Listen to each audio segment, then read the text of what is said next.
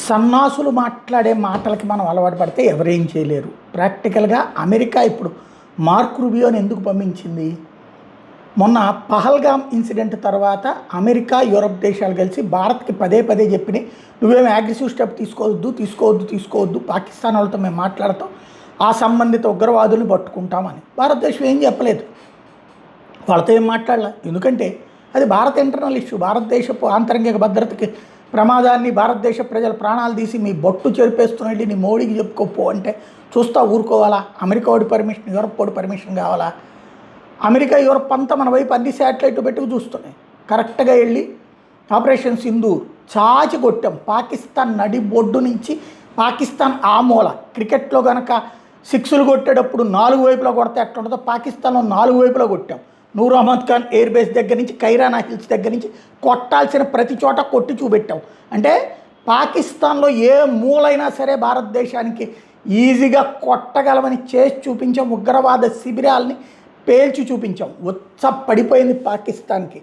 పరిగెత్తుకుంటూ వెళ్ళి మసీదుల్లో పూజలు ప్రార్థనలు చేసుకొచ్చారు అక్కడ ఉన్నటువంటి ఏదైతే సైనిక అధికారులే అన్నటువంటి తర్వాత సైనిక అధికారులే చెప్పుకొచ్చినటువంటి పరిస్థితి. ఆ తర్వాత పరిగెత్తుకుంటూ వాళ్ళు అమెరికా దగ్గరికి పోతే అమెరికా ఆపు అంటే ఎందుకు ఆపాలి అన్నటువంటిది ఏం భారతదేశం ఏం మాట్లాడాలి, అమెరికాతో ఏం మాట్లాడకుండా చూస్తోంది. పాకిస్తాన్ అమెరికా దగ్గరికి పరుగులు పెడతానే ఉంది. చివరికి మళ్ళీ అక్కడ తమ దేశంలో ప్రజలందరూ తిరగబడతారేమో నేను భయపడి కొన్ని మిస్సైళ్ళు, కొన్ని యుద్ధ విమానాలు, కొన్ని డ్రోన్లని భారతదేశం మీదకు వదిలింది. వెంటనే భారతదేశం ఎయిర్ డిఫెన్స్ సిస్టమ్ యాక్టివ్ చేసింది. S-400 యాక్టివ్ అయినాయి, ఆకాష్ యాక్టివ్ అయింది.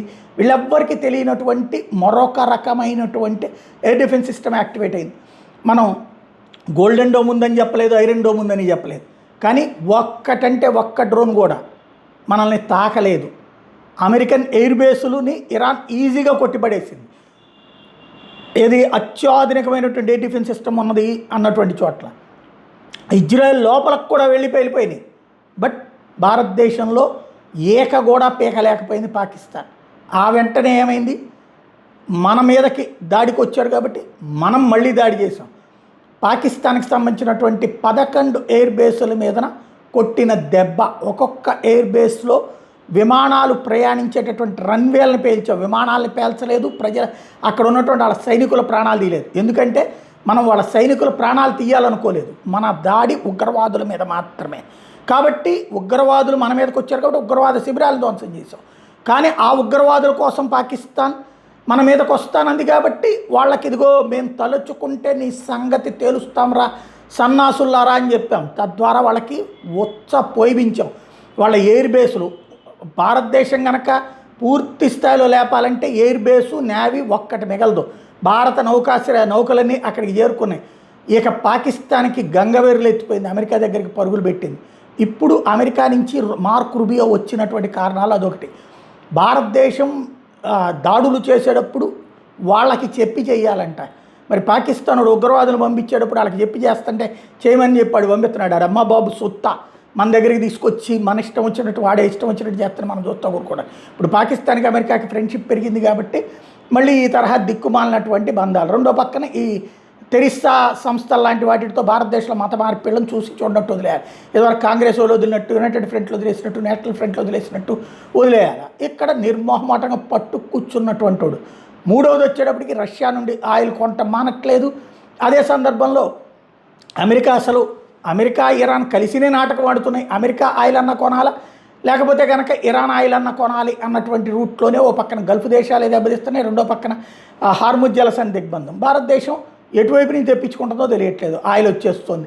కాబట్టి ఇప్పుడు మా దగ్గరదే తీసుకోండి, మా వెనిజులా దగ్గరదే తీసుకోండి అన్నటువంటి ఒత్తిడి. వీటన్నిటికీ సమాధానమే మార్క్ రూబియోని ఢిల్లీలో కాకుండా కలకత్తాలో దించడం. కలకత్తాలో కనీసం పెద్ద జైశంకర్ వెళ్ళలేదు, లేకపోతే వేరే మంత్రులు, కేంద్ర మంత్రులు వెళ్ళలేదు, కనీసం బెంగాల్ ముఖ్యమంత్రిని కూడా పంపించలేదు.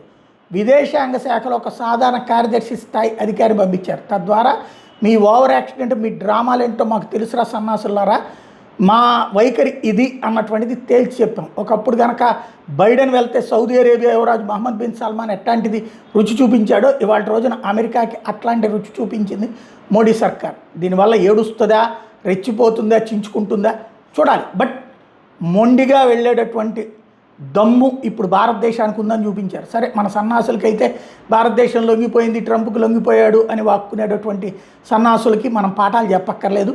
వాళ్ళకి ఎట్టాగు చెప్పినా అర్థం కానటువంటి వాళ్ళు, సగం చదువులతో బతుకుతున్న వాళ్ళు.